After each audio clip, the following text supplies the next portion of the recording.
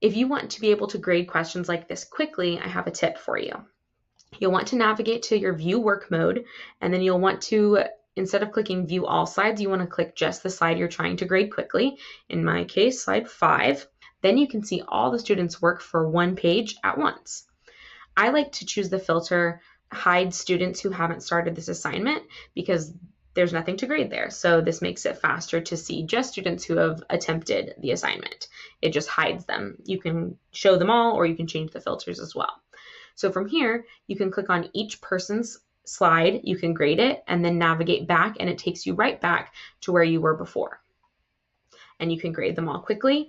If you want to give everybody the same points, like if you just want to do kind of a participation situation, you can actually type the number of points in the box here, and then you can use your tab key to quickly move through each student slide. And that makes it really easy to, let's say you wanted to give like base points, and then you wanted to go back and change them after you said, oh, I'm going to give everyone at least this many points, and then I'll go back and change the ones who have lost points.